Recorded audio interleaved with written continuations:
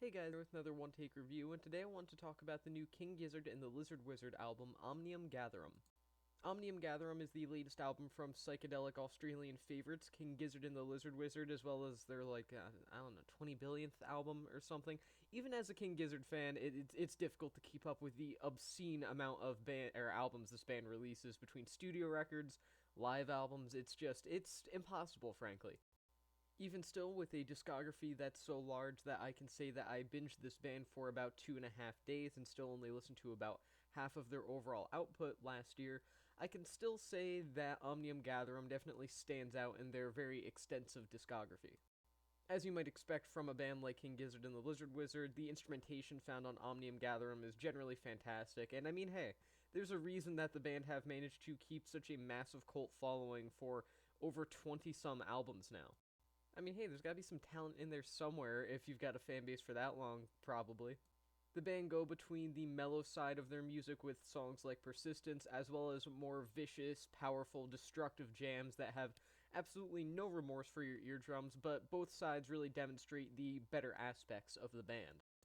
Pretty much every tone and emotion that falls between calm and, well, not calm is demonstrated at some point on Omnium Gatherum, and while this constant rotation of self presentation may be something that would actually weaken other similar bands or other bands that are attempting to create a similar sound or aesthetic, it actually kind of boosts King Gizzard's overall quality here.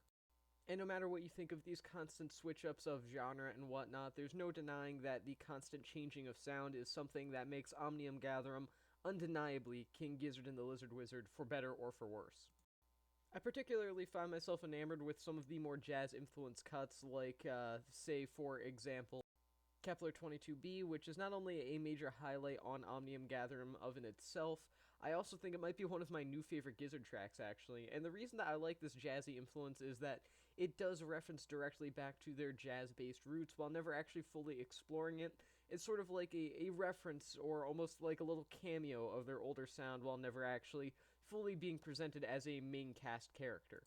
Being a band that seem incapable of sticking to just one sound for more than one or two albums, it's nice to see the band making a more direct reference to an older sound of theirs, even if it is, again, more of a special guest appearance than a main cast kind of presentation, I suppose. It seems like every year and every new release, King Gizzard seem to distance themselves more and more from a jazz-based sound or a jazz rock-based sound. And while it is something that is definitely deeply woven within the band's overall style and performance style, I still do think it's nice to hear a more direct cross-reference of this newer, I don't want to say newer per se, but more psychedelic pop kind of style and that more jazz-based style as well. That being said, don't let the band or this review fool you into thinking that this is just King Gizzard trying to recapture something that they've already previously achieved. Again, King Gizzard have always been the kind of band that loves to experiment and just do weird, crazy, unexpected things with their sound. See Butterfly 3000 with its sort of indie electronic pop kind of vibes. My point is, they're not the kind of band to really stick to one style, even if it's for one album. But Omnium Gatherum may be the most bold switching of styles, the most bold jumping of styles King Gizzard have ever outright gone for. To recognize songs like the fast, thrashy Predator X is on the same album and only a few tracks away at that, as, say, the psychedelic pop number The Garden Goblin, is both hard to believe and difficult to recognize, but still completely essential to truly understanding this album's overall cohesion. I mean, Omnium Gatherum even actually has a few hip hop tracks on it, if you can believe it, in the forms of The Grim Reaper and Sadie Sorceress, and neither of those should be good on paper, but as they are on the album, they are much, much better than they have any right to be. I mean, Australian psychedelic rock band doing hip hop, not a thing that should happen, probably, and I don't think it should happen again. I don't want it to become a thing. I don't want Tame Impala to do it or anything like that, but King Gizzard, they kind of knocked it out of the park, and that sounds really weird to say. The most recent King Gizzard album is a beautiful example of a band continuing to push their own boundaries and continue to develop their own musical explorations, even over 20 albums, 20 studio albums, I should say, into their career. That's something that a band generally might stop doing after a couple of albums. So the fact that they've got way above double digits in their catalog in terms of studio work is actually impressive when they're still doing stuff this insanely imaginative. I especially want to talk specifically about the song The Dripping Tap. Released as the first single for Omnium Gatherum, The Dripping Tap is the album's opening cut, as well as its longest song, as it clocks in at a little over 18 minutes. While it always has been a bit of a running joke, I guess, within the King Gizzard fanbase and community that the band's best, most worthwhile work is only in the form of their longer songs, that theory and that joke actually rings incredibly true here, as The Dripping Tap is the ultimate highlight and even centerpiece of Omnium Gatherum, with it being still the first track on the album. The Dripping Tap is 18 minutes of examining the band's true essence as it combines the psychedelia, the hard rock and metal, and the psychedelic pop and jazz that have hugely influenced King Gizzard's sound overall and have defined them ever since their career started.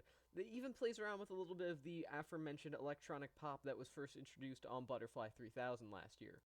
Even with all of the praise that's been heaped on it since it first released, The Dripping Tap stands as what may be one of the best executed and most successful extended King Gizzard songs, as well as what may ultimately end up being, years in the future, one of the band's defining songs when their run inevitably comes to an end. The production on Omnium Gatherum, done by group member Stu McKenzie, is also pretty fantastic in its own right, as it keeps everything very fresh and modernized sounding, while still maintaining a classic psychedelia feel. King Gizzard have always felt like the prime example of the 21st century rebirth of psychedelic music, along with some of their Australian peers like the previously mentioned Tame Impala, as well as the psychedelic porn crumpets. But at the same time, I really do feel like Omnium Gatherum takes that fresh, modernized psychedelic sound to way higher heights than it ever has been before. Nothing once here ever feels dated or lifting from some sort of source material, which is heavily ironic considering King Gizzard are based around a genre of revival, but at the same time, they've always felt incredibly unique and fresh within the history of psychedelic music, new and old. And as such, Omnium Gatherum is more of a development of this sound and this aspect of the band than anything, but at the same time, it is still something to take note of, as it does make sure that not only is Omnium Gatherum a nice tribute to the psychedelia of previous decades and years, but also that King Gizzard in general still sound absolutely amazing here, and they sound like the brand new band that they still technically to some extent are. As you may have noticed me mentioning once or maybe twice before, Omnium Gatherum is a lengthy listening experience. Clocking in at roughly an hour and 20 minutes, you could probably watch your average everyday modern mainstream film by the end of this album, but nonetheless, it's something that I do think should be heard. Although the length of this album is shockingly warranted, it's ironic because at the same time, this isn't the kind of record that you need to hear from front to back to truly fall in love with it. There are a lot of songs here quickly becoming fan favorites within the King Gizzard fanbase even only a day or two after its release, so feel free to just cherry pick those songs off if you want and you don't want to listen to the admittedly intimidating album that this is. The real reason that the length here is warranted is actually because of the fact that not once is there a trip up here. I don't ever once think, oh, that track was noticeably weaker than the rest, or oh, that song doesn't belong here. I mean, there is no sense of songs belonging here after all. This is just a collection of songs of varying lengths, varying styles that are all executed absolutely perfectly, and again, probably have no right to be done so well. The true question an album like Omnium Gatherum poses is, can King Gizzard take all of these ideas they want to execute, and how well can they execute them? And the ultimate answer after having experienced this record is extraordinarily well.